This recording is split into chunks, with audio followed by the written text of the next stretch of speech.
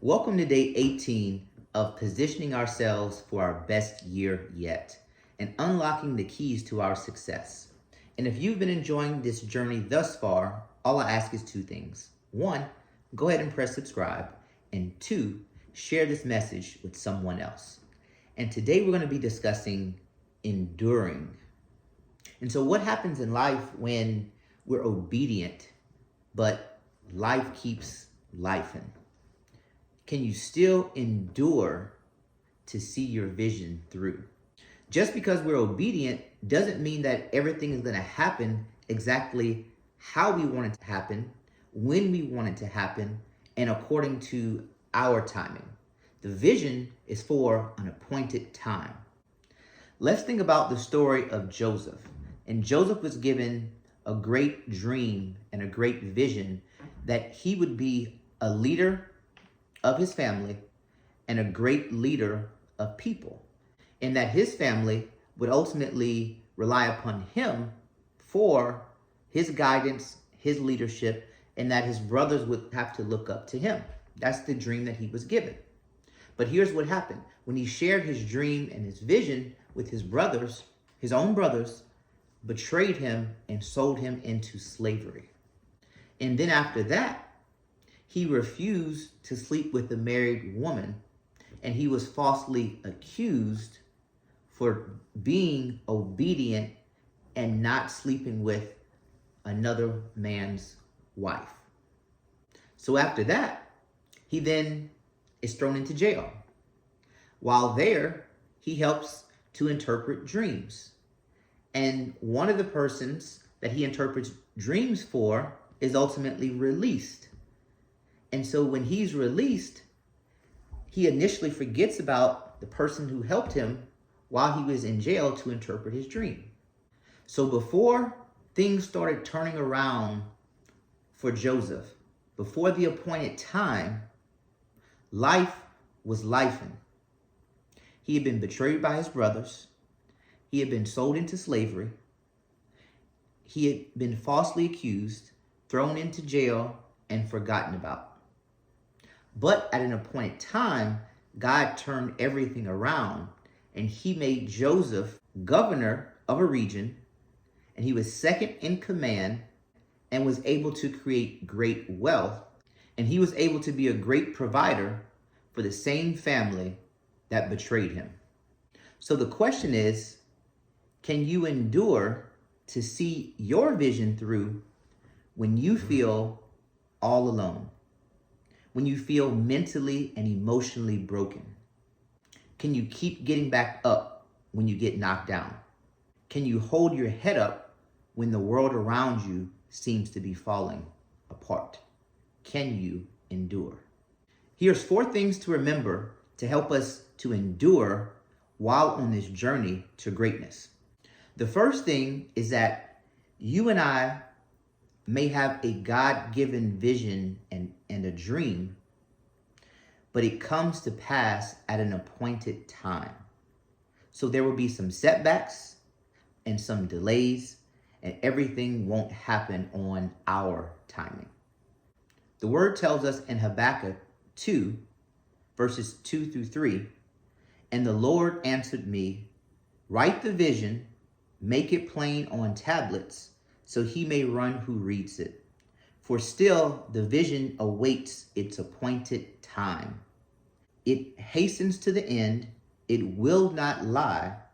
If it seems slow, wait for it. It will surely come, it will not delay."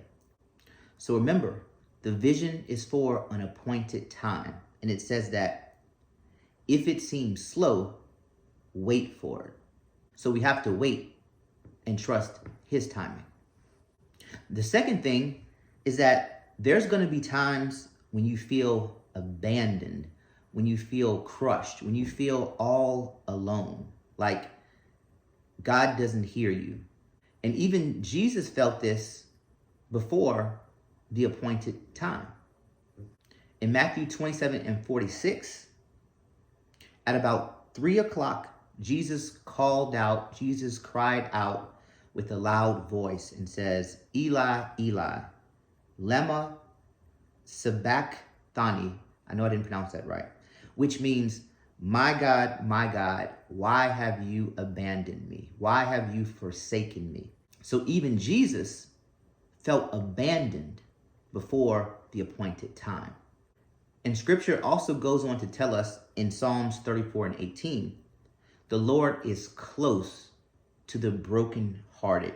He rescues those whose spirits are crushed.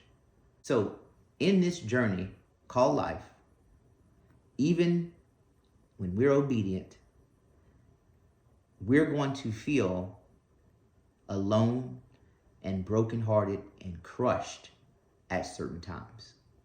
The third thing is, even when we're obedient, we're going to get knocked down and go through some hard times at times. And there's some things that's going to try to keep you feeling defeated and down and out, and try to stop you from reaching your destiny.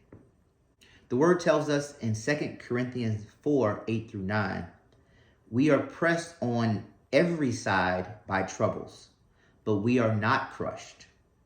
We are perplexed, but not driven to despair.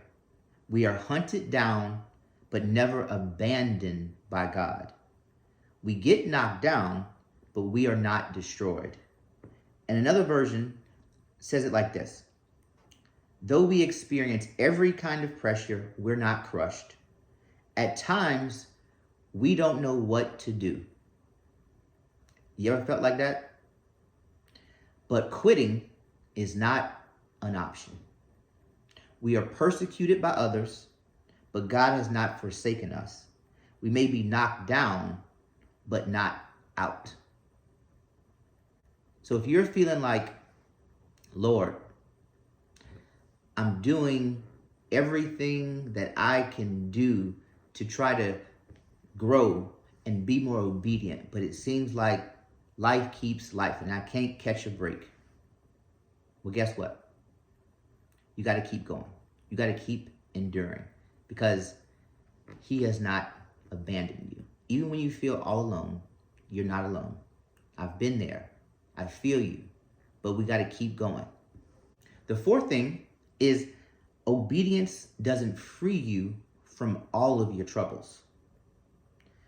Psalms 34:19 says, the righteous person faces many troubles, but the Lord comes to rescue each time. It says the righteous person, not the unrighteous person, but the righteous person faces many troubles, but the Lord comes to rescue each time. And there's two types of troubles. There's self-inflicted troubles. This is when we do things that we know we're not supposed to do, and we self-inflict. So this is when Mama used to tell us, don't put your hand on the stove because it's hot. And what do? We do it anyway.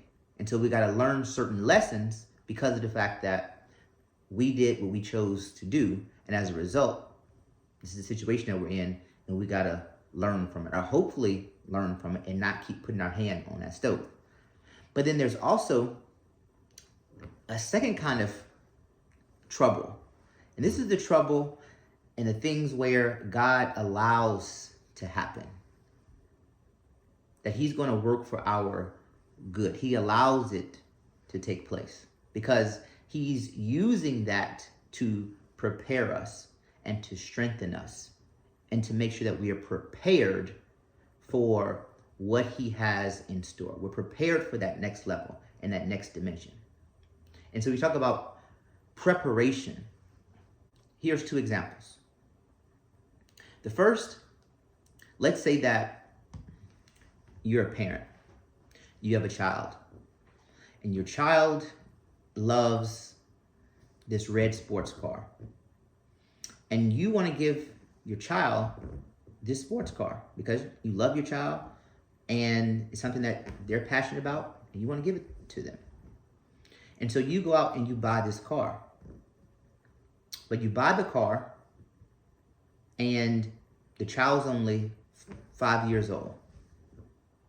So out of the goodness and kindness of your heart, you purchase this gift and you want to give it to your child because it's their dream car.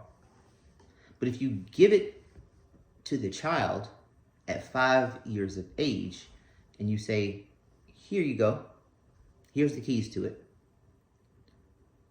and they go out and they start the car up, do you think that that is a wise decision for that parent to give to a 5-year-old?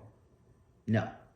So even though this is something that is good, that you want to provide to your child, giving it to your child too early can then ultimately be a curse. And here's another example. Who do you think is the most prepared? Let's say that we have $1 million to give to someone. Do you think that giving the $1 million to a 14-year-old versus giving it to them when they're 35? At what point in time is that person usually going to be most prepared to be ready to receive it and then to do well with that gift?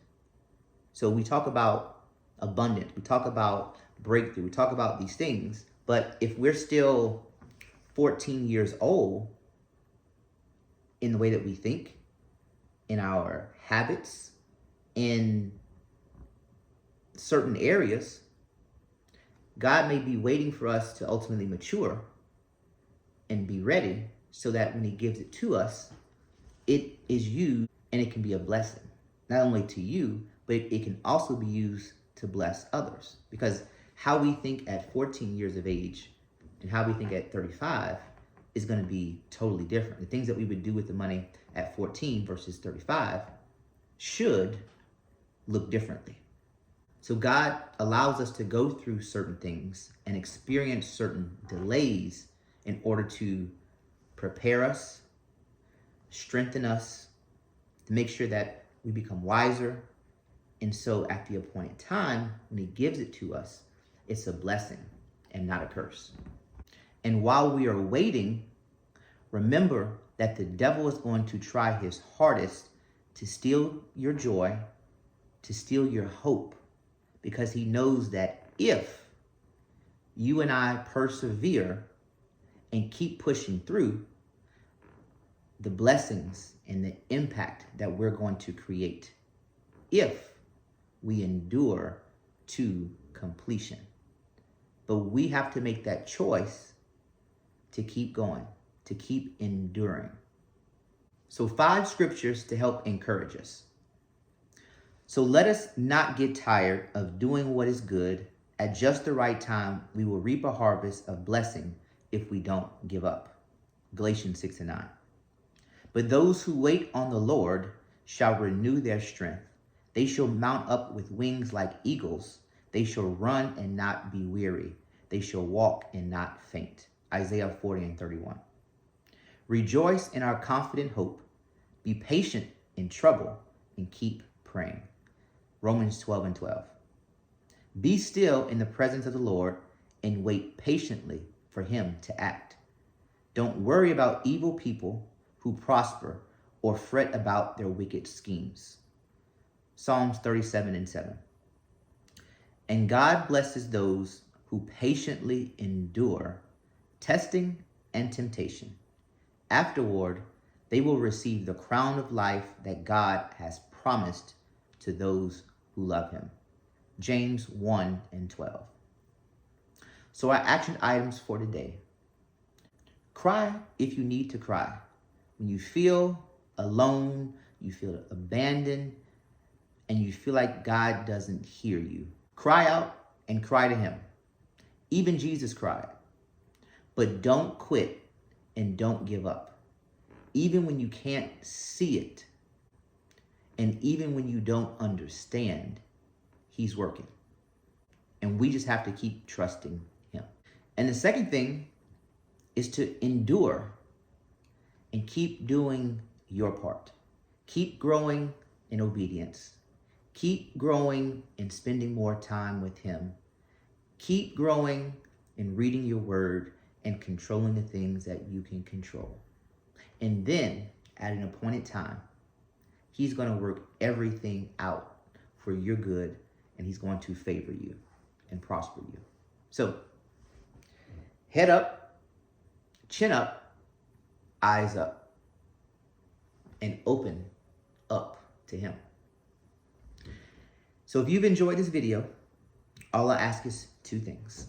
One, subscribe, and two, share this video with someone else.